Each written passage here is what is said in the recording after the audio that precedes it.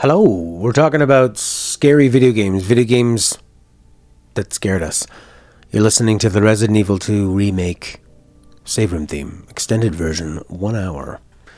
So the first game I would think of that scared me as a kid was probably the first Doom. It was very dark. You're alone in the game. There's monsters. There's lots of blood. I remember being pretty freaked out when I played this. Because you would always have to sort of go into these like darker places and there'd be new creatures coming at you and you'd like open doors and they'd be up in your face and scaring you. And it was like they're always trying to up the ante with it. And I thought it was done really well. I sound like I don't like the game, but no, I really do like it. It was scared me in a good way, and I really enjoyed playing it. And it's not one that immediately jumped to mind when I was thinking about scary games. And people think about Doom 3 as being really scary because it had that really cool mechanic of you can have a flashlight, you can have a gun. So if you want to see something, you're not going to be able to defend yourself from it, which is such a cool idea. But yeah, Doom 1, pretty scary game.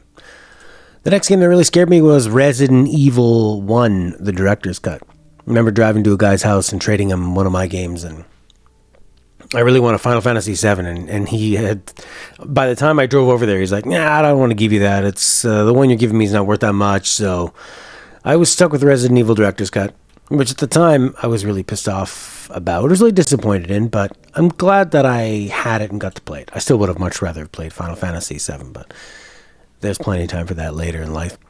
But Resident Evil 1, I couldn't play at night. I couldn't play in the dark, because again, you were alone, for the most part, in this like creepy mansion, and you were so underpowered and so it was so clunky the way you would move, and like just hearing the ticking clock, like the footsteps, and the first time you see that zombie munching on that guy, and then that slow turn around to the camera, it was terrifying.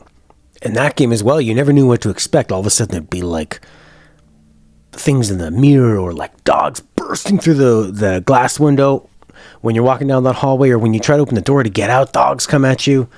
And I was terrified. I could never beat that game as a kid. Way too scary. Good game. Resident Evil 4 as well. Having to sort of stop and shoot as they come at you, and when you first go to that town and all of a sudden the zombies are way faster and they're smarter and they're like using ladders and coming at you with chainsaws. It's really exciting. It had more action and was more exciting, but it still kept that scary factor, the horror factor. Resident Evil 2 as well. Now you're like kind of trapped in the city. A little more to explore, but you're still trapped and things being on fire and really feeling like the whole place is just screwed over. I never played 3. Silent Hill is one that I played really recently, and it's harder to be scared by these games when you're older and the way they look, and playing in like broad daylight with a light on your face so you can stream. But I actually found this pretty frightening. I mean, you can see here there's a lot of it's very dark. You have to go into sewers, you got to go into like places you don't want to go. There's kind of this kind of like paranormal aspect to it that still remains pretty scary without seeming too like kind of silly and fantastical and campy, and all the fog everywhere and the different random enemies coming out after you. The scary part I remember from the first Silent Hill game, even playing it recently, is getting to a point where it's like, I definitely don't want to go in there. And then obviously they say, you must go in there. Go into that basement in the school. Like, exploring these big buildings. Terrifying. Manhunt on the PS2. It was terrifying because, again, you're alone. I mean, most games you are alone, but it was so gruesome and so bloody, and you couldn't really survive by fighting people hand to hand, one on one. But the premise of the game was everyone's hunting you and you're sneaking up behind them, and you can do like a death blow. But if you wait, you can charge it from like green to yellow to red, and to do like these ultimate death animations. And I mostly remember that one from playing that with friends and watching my good buddy Brad, who's a drummer on my Magyars album, him being too terrified, and it was like a stealth game, right? So you would watch their patterns and you would wait and see where that enemy was going to go. And the whole point of it was like timing it so that you can run up behind them and hold that button down before they turn around and grab you. And there were all kinds of like crazy stuff, visuals and creepy things, as you can see from this like kind of shaky cam. And they did a really good job of capturing the era and what was scary about the era. And it felt really cutting edge, and it got a lot of attention for a controversy. But it was a great little stealth game. So Manhunt, I wonder if it'll ever come back. Probably not. Dead Space, another great scary game.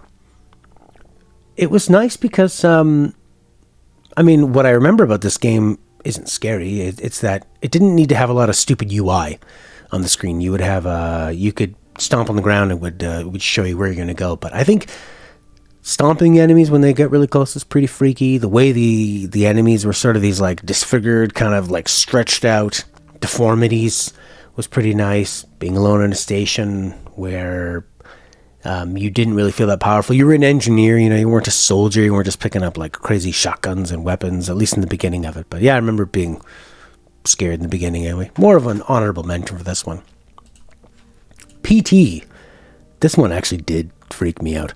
They did such a good job of building the tension because you would go around and around this lap in the house with that radio voice and things being up in the air to look at. And to progress in the game, you would have to do things like go to a mirror and just like stare at this mirror, or like things kind of moving and bloody and wet and soaked that you can't see. That you don't know what's in there, which is even scarier than anything they could ever actually show you. Things like that, like slowly revealing stuff. It was so smart with how it presented those things in a way and like use the mystery of the fear. And that's the biggest thing, is like when you have somebody having to, because I remember going into like a bathroom and they're like, you got to look at this thing and you got to wait and wait. And when you just know that the tension's building up for a big jump scare, which can be a cheap thing, but I think it was pretty well earned in this game. And it's such a shame that we never got it. But hopefully Kojima's next game is a horror game. Dying Light on the PS4. This game really scared me. There's a day and a night cycle. In the daytime, it's more like busy work. You're trying to avoid zombies and doing a lot of parkour and staying above them. And there's so many of them, and you can do some attacks, but they'll eventually overrun you, which I think they really captured that feel of trying to avoid zombies. But it's at night where it gets really terrifying, because there's these more powerful ones that come after you that are faster than you and will kill you immediately. And all you can do is just run for your life. And you don't even want to... I'm getting chills just thinking about it. You don't even want to look back, and they're hunting you and they're coming after you. And it's not having that certainty of it. You have no idea if you're going to be able to get away from them. And you just know that at any second they're going to grab you. And again, it's mostly unseen. But it's super effective that way. I couldn't finish this game either. I'm such a wimp with it. But it was so successful at scaring me at night. I couldn't handle it.